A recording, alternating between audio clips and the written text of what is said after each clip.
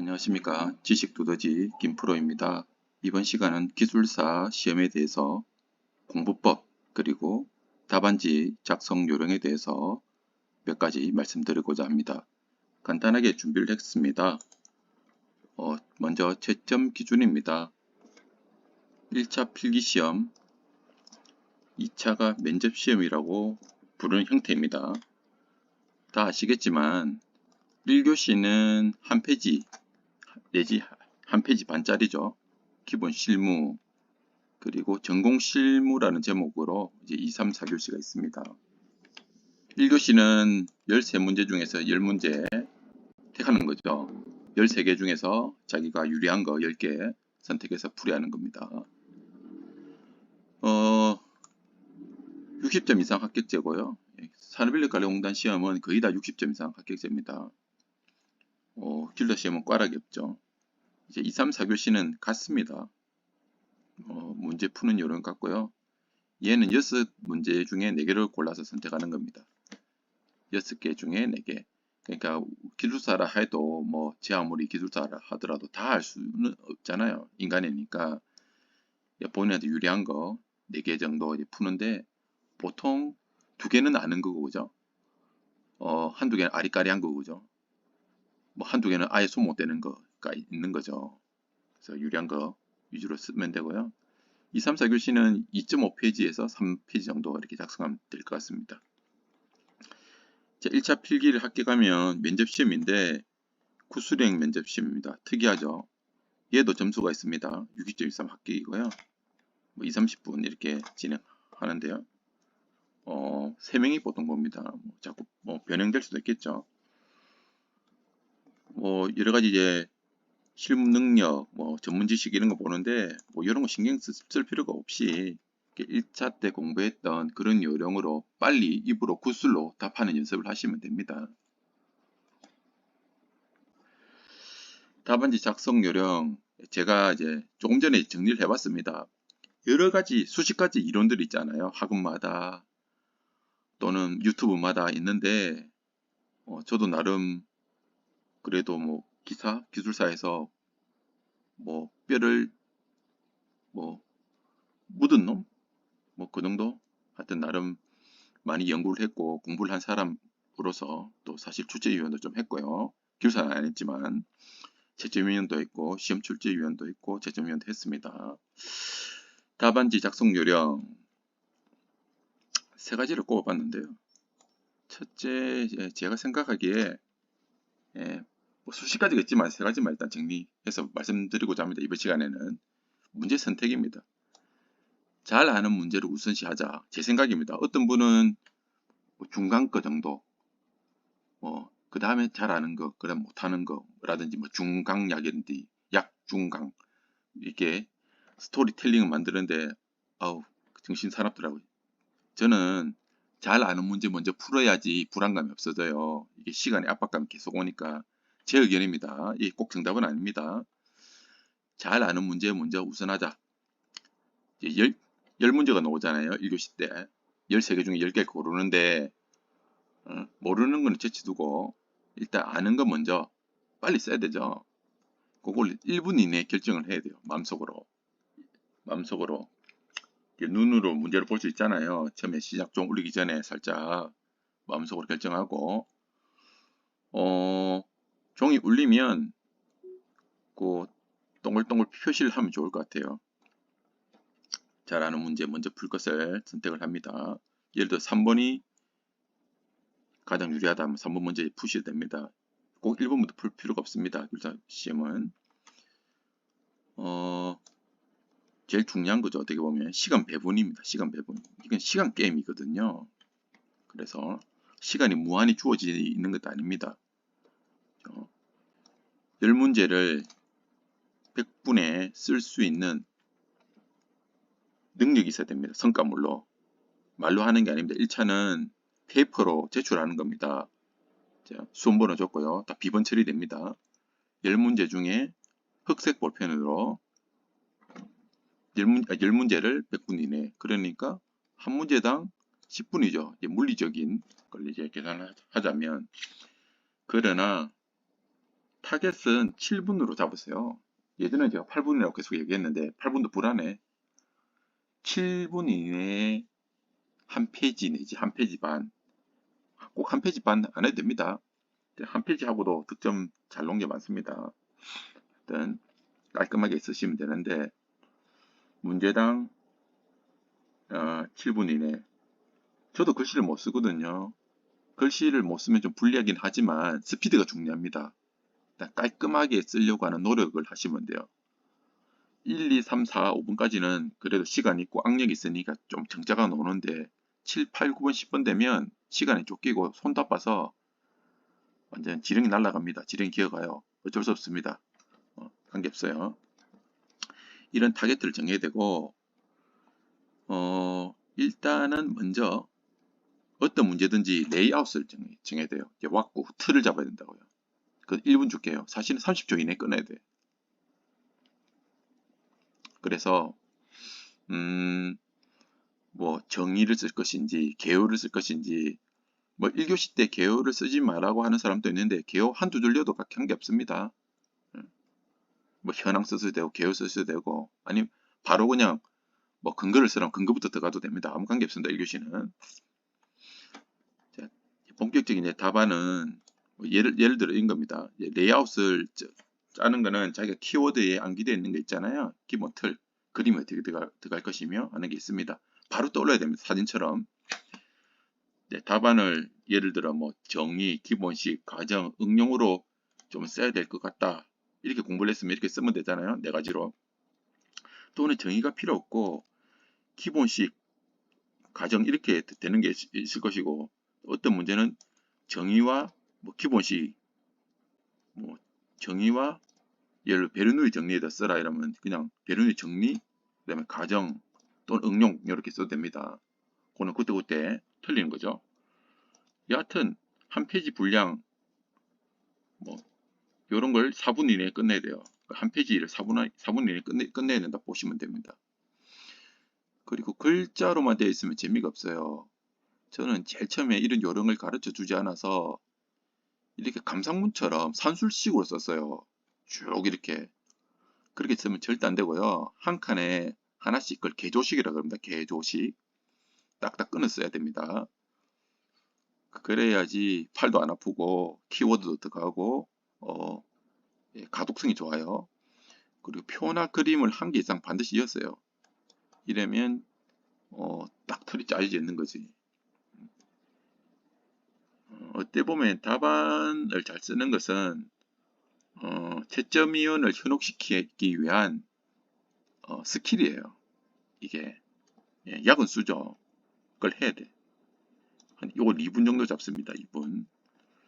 표, 그림 말로 쓸 걸 무조건 표로 도표로 나타내고요. 그림도 뭐 곡선 그림이 되든 아니면 블록 다이어그램처럼 있잖아요. 그런 식으로 흘러가는 그렇게 해도 되고. 세 번째는 제가 이제 특별하게 좀 말씀드리는 겁니다. 가만히 생각해 보니까 잘 모르는 문제에 시간을 집중해야 된다. 집중 소비해야 된다. 이 말이 뭐냐면 저도 길도 시험 한 10번 이상 쳐봤잖아요. 많이 쳤는데 1교시 때 어떨 때는 10개 다 알 것 같아. 그러면 이게 필요 없어요. 기분도 좋고 잘 써내려가. 느낌이 와. 필이 와. 근데 어떨 때는 13문제 중인데 한 5개, 6개만 알 것 같아. 2개는 아리까리해. 나머지 아예 모르겠어. 그럴 때는 이걸 적용해야 됩니다. 잘 모르는 문제에 시간을 집중해야 됩니다. 만약에 어떤 문제에 자기가 모른다고 답을 안 쓰잖아요. 그걸 빵점이에요. 빵점. 그러나 뭐 기술사가 또 좋은 게 뭐냐면 이론들은 좀 비슷비슷한 이론들이 많고 갖다 붙일 게 많아. 그럼 기술 공부를 한 사람이면 아무리 모르는 문제 하더라도 뭐 추정을 해낼 수가 있어요. 그럼 3점, 4점은 먹어요. 아무리 못해도. 그 3점, 4점이 합격, 불합격 당락을 하는 거잖아요. 그러니까 10개 다 채워야 돼. 어떤 거는 키워드 위주로 뭐 9점, 8점 나오는 게 있을 것이고 어떤 모르는 문제를 갖다 뭐 20식, 10식 넣어서 잡아 여면 최저 3점은 나온다고요. 아시겠죠? 그러니까 예를 들어 잘 아는 문제, 내가 이건 공부했다. 그 잘 아는 문제를 10점 다 안 주죠. 이게만 8개가 있어. 그럼 제가 7분 타겟으로 해라고 했잖아요. 87, 56, 56분 소비했습니다. 그럼 2개를 이제 골라야 되잖아.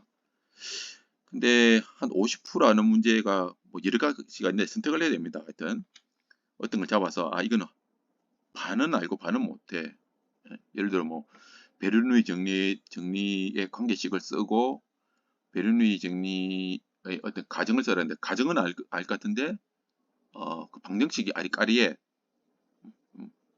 아리까리해서 아무리 잘 써도 5점밖에 안 나오겠다 이런 것 50% 안다고 봤을 때 고개는 뭐 이런저런 그림 이어가면서 뭐 차압식 유량계 같은 거 이런 것도 생각해서 약간 동떨어져 있더라도 잡아 엮는 거지. 이렇게. 그럼 만들어요. 그 페이지를 채워야 됩니다. 15분을 할애했어. 그리고 한 문제 남았잖아요. 전부 다 모르겠어.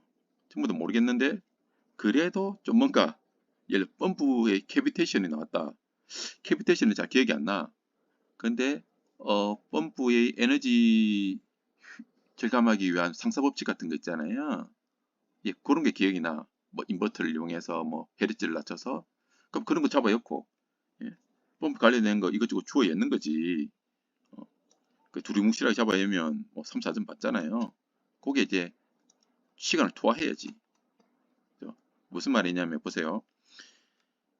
8문제는 잘 알아. 요게 너무 집중해 버리면 처음 시험 치는 사람이 이게 모순이에요.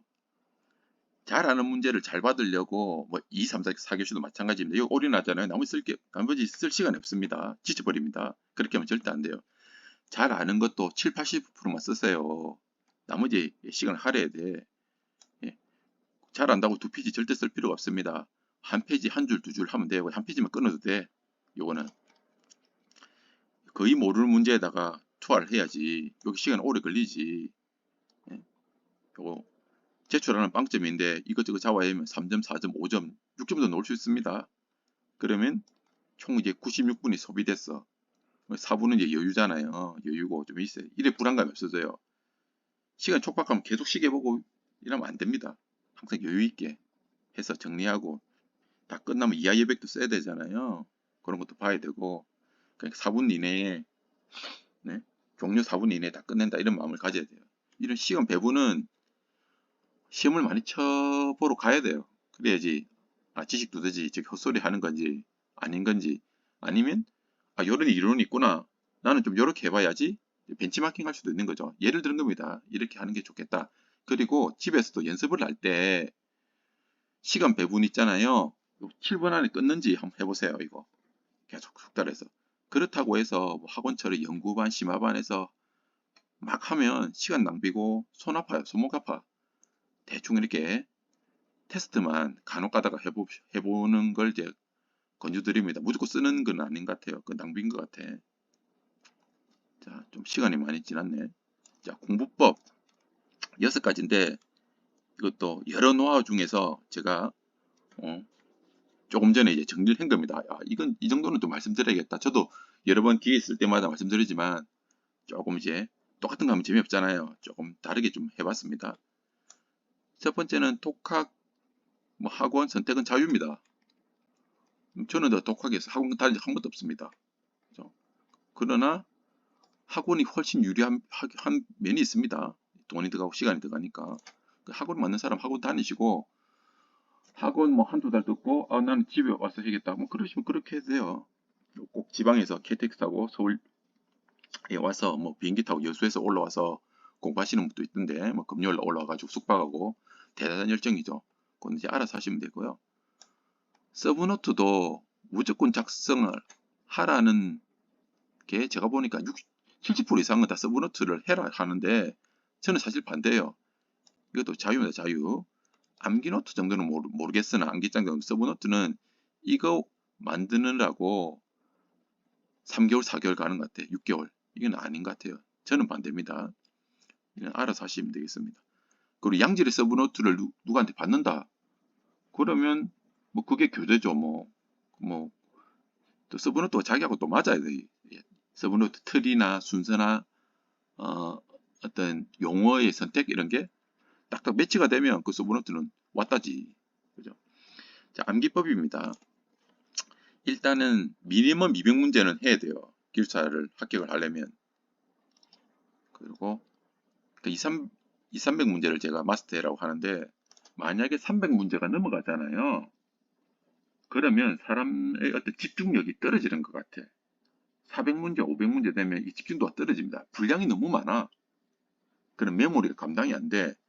롬하고 램 있잖아요. 우리 인간의 장기 기억이 있고 단기 기억이 있는데 좀 아닌 것 같아. 제가 보니까 이 300문제를 자기 걸로 하면 어느 기술사 시험이든지 다 합격권에 들어갑니다. 일단은 합격권에 들어갈 수 있는 기초 체력이 된다는 얘기죠. 그 다음부터는 뭐 운빨이 되든 막 여러 가지가 변수가 있는 거죠.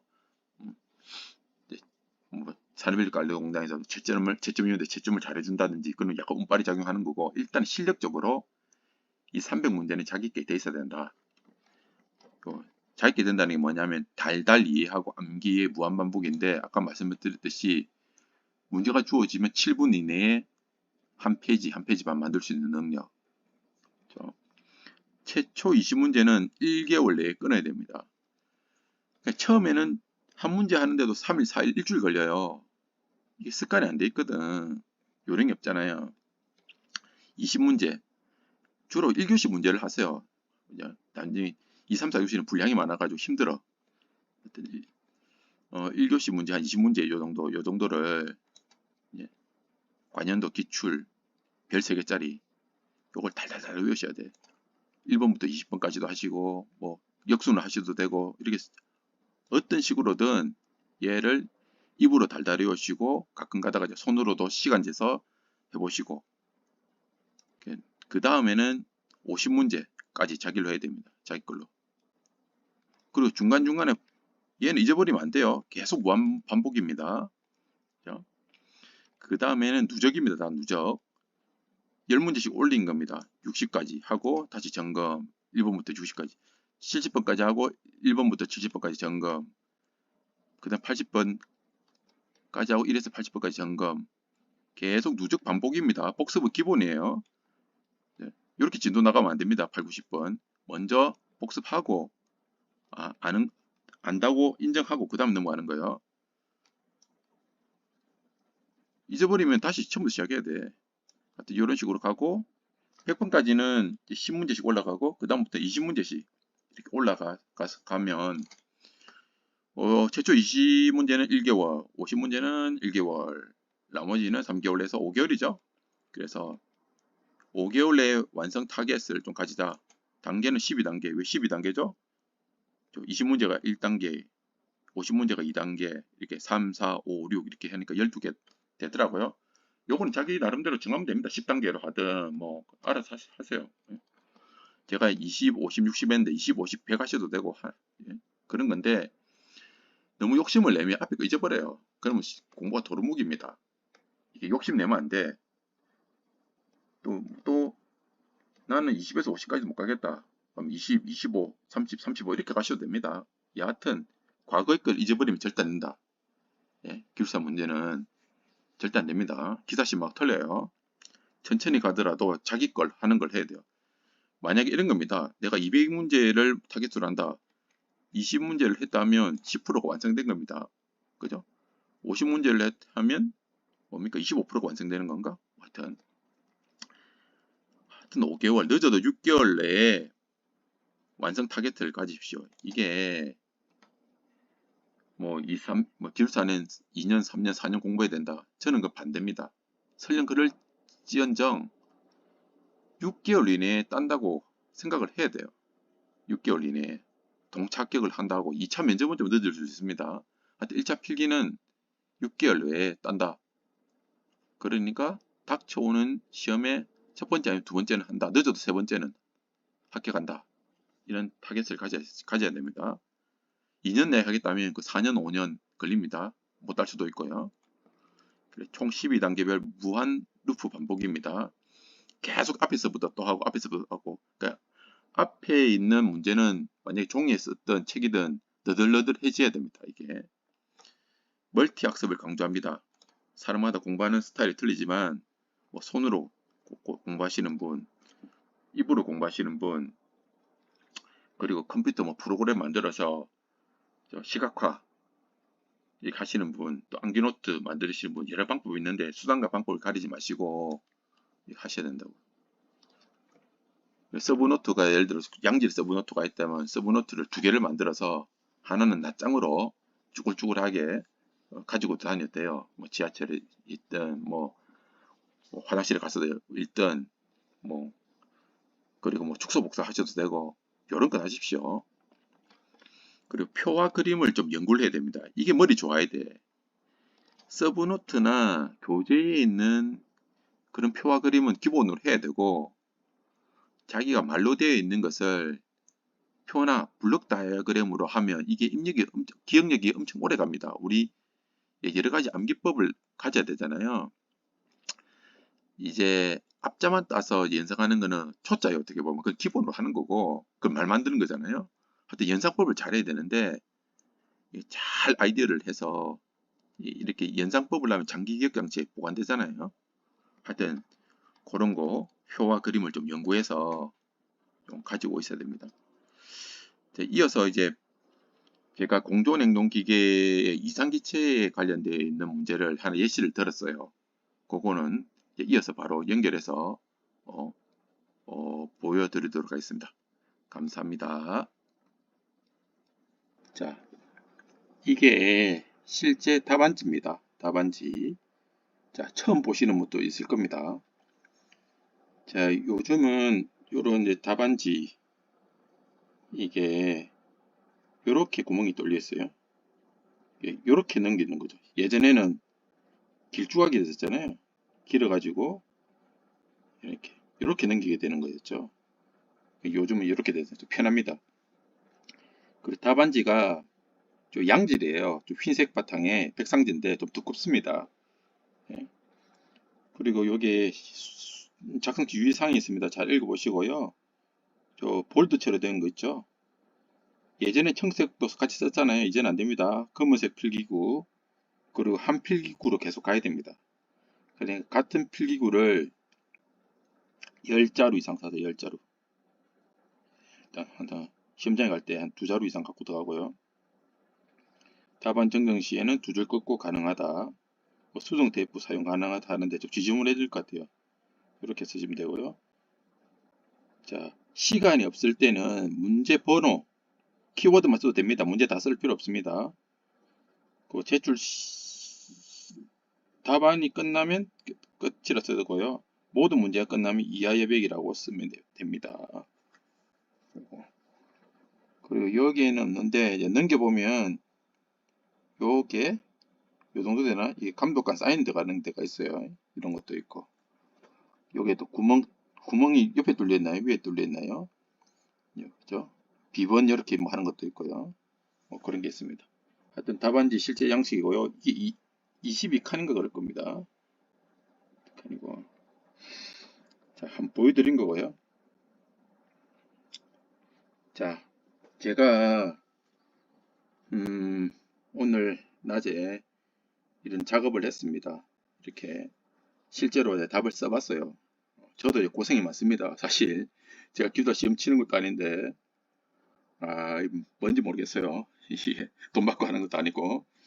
자, 이게 단답형의 이상기체가 나왔습니다.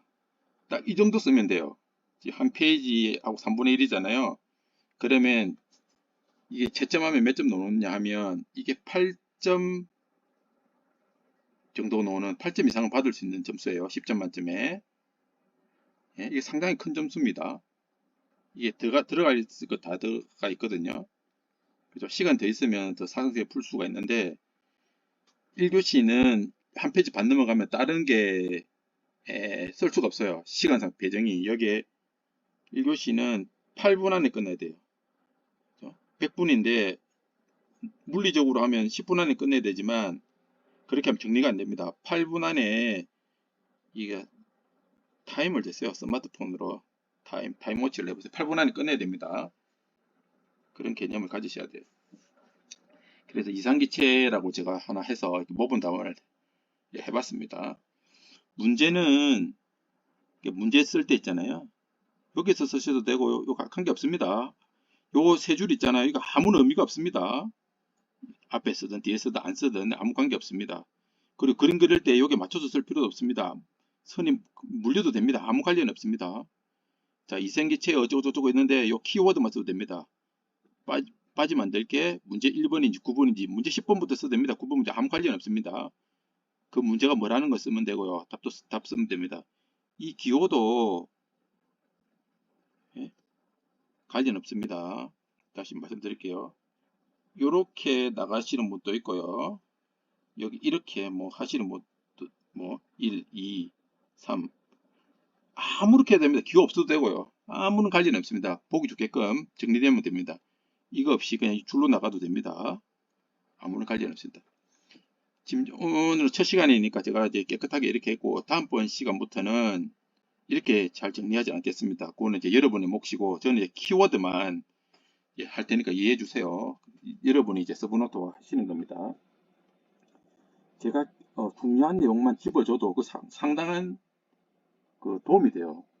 사실은 뭐 어떻게 보면 돈으로 같이 할 수 없다? 제가 예전에 뭐 기숙사 시험 공부할 때 화형감지, 보일러의 화형감지 원리랄까? 이거 하나 배우러 40만 원을 들은 적이 있어요. 세미나 가서. 말도 안 되는 거죠. 그러나 개념을 확실히 잡았습니다. 돈이 안 아깝더라고요. 한 문제의 어떤 개념 잡는 거. 그러니까 여러분은 제가 여러분이 아시는 분도 있겠지만 모르는 분야도 제가 상당히 많이 강의해 드릴 거예요. 저도 이제 경력이 30년 이상 되는 사람이니까 뭐 웬만한 이제 프린트 다 뭐 저도 안 해본 것도 많지만 해본 것도 좀 보편적으로 보면 보통 이상으로 많이 했습니다. 그러니까 좀 믿어주시고요. 도움되도록 하겠습니다. 자, 이상기체 암기하실 때 일단은 이상기체 딱 놓으면 어떻게 써야겠다는 게 빨리 떠야 돼요. 생각하고 쓰면 안 됩니다. 요 같은 경우 이상기체라는 딱 누가 주제를 주었을 때 저는 이렇게 외웠습니다. 정방 가차. 자, 이상기체 하면 정방 가차 먼저 떠오릅니다. 제 노하우를 좀 가르쳐 드는 거예요. 정방 가차. 이상기체 하면 정방 가차가 먼저 떠오릅니다. 그럼 정의 방정식에 대해 쓰겠다. 가정에 대해 쓰겠다. 실제 기체와 이상기체. 이상기체는 실제 존재하지 않죠. 이상적인 거죠. 아이디얼이죠. 아이디얼 가스죠. 우리가 보고 있는 거는 다 실제 기체인데 이상기체, 완벽한 기체죠. 요거 이상기체가 뭐냐는 걸 알아야 되죠. 실제 기체와 차이점을 알아야 되는 거니까 이 이상기체하고 실제 기체, 이상기체가 뭐냐 했을 때 정방가차 알아 떠오르고 그러면 큰 네 가지 주제가 나오잖아요. 그럼 이제 거기서 이제 파고 들어간다고요. 그러면 정의는 뭐 정의나 개요. 뭐 정의나 하겠습니다. 일단은 이상기체 상태 방정식을 만족하는 기체다. 뭐 줄줄이 쓰면 좀 보기 싫어요. 그러니까 이게 개조식이라 그러잖아요. 한 칸에 하나씩. 한 칸에 하나씩 쓰는 게 좋습니다. 그 25점 문제일 때도 두 칸 이상 넘어가면 안 좋아요. 쌈박하게 그냥 이상기체 상태 방정식을 만족하는 기체다. PVT, 온도, 부피, 압력, 거동이 보일샤르의 법칙에 적용된다. 보일샤르의 법칙이 뭐죠? TPB는 TPB잖아요. 111, 222 이렇게 하셔야 되고요. 프라임 하셔야 됩니다. 아무 관련 없습니다. 변화 전, 변화 후 되죠. 보일샤르의 법칙, 보일의 법칙 먼저 알아야 되고요. 샤르의 법칙 알아야 되고요. 보일샤르의 법칙 알아야 됩니다. 이상기체 상태 방정식. 자, 기체의, 요건 액체, 고체가 아닙니다. 기체입니다. 기체. 가스, 기체의 상태를 표현하는, 기체 상태를 표현하는 게 그 기체의 어떤 용기에 수소가 들어가 있다. 이걸 표현하는 게 뭡니까? 수소의 압력, P죠. 부피가 몇 리터다? 47리터 용기다. 온도가 25도다, 500도다, 600도다. 크게 보면 세 가지라고요.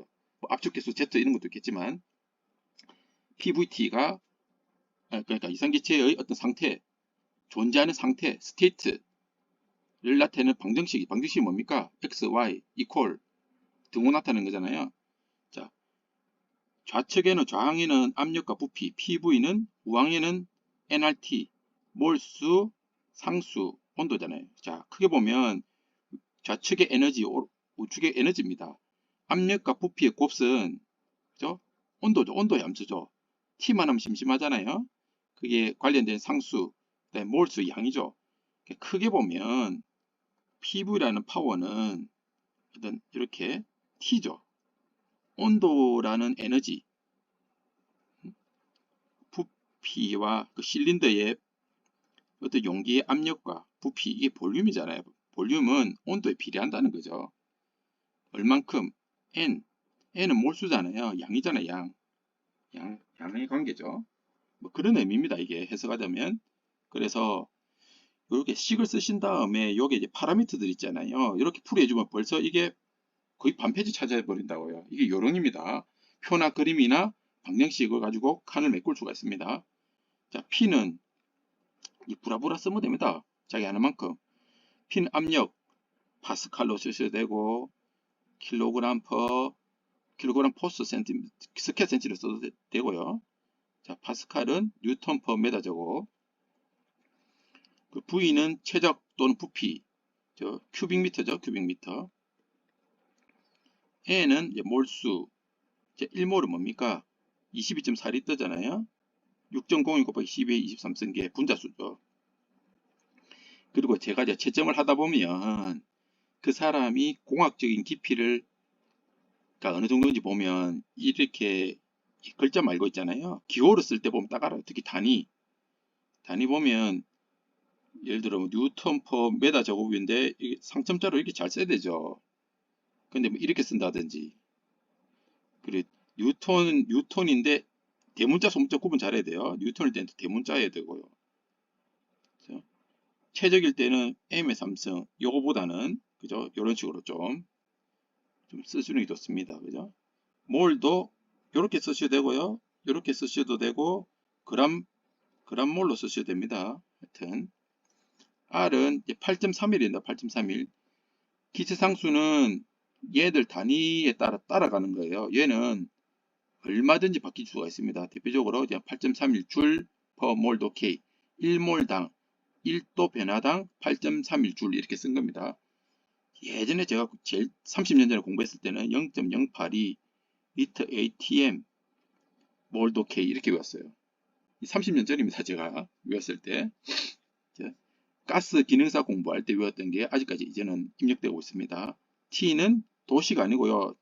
학문적으로 연력학에서 볼 때는 K 온도 씁니다. 또 R 온도나 K 온도, 랭킨 온도나 켈빈 온도입니다. K일 때 이게 도트가 붙어도 되고요. 도트를 할다 여기 뭐라고 해야 되나 도시 없어도 됩니다. 관계없습니다. 요즘에는. 자, 이상기체의 어떤 가정. 자, 이상기체는 가정이라고 할까요? 뭐 조건이라 할까요? 뭐 계율 할까요? 자, 이상기체는 완전 탄성체다. 보통 물질들은 이제 영구적인 거 없잖아요. 움직이면 항상 에너지 로스가 있는데 얘는 완전 탄성체다. 브라운 운동이라 그러잖아요. 용기 내에 이렇게 튀면 충격이나 마찰에 의해서 로스가 생기는데 이상기체는 생기지 않는 완벽한 기체라고 본다.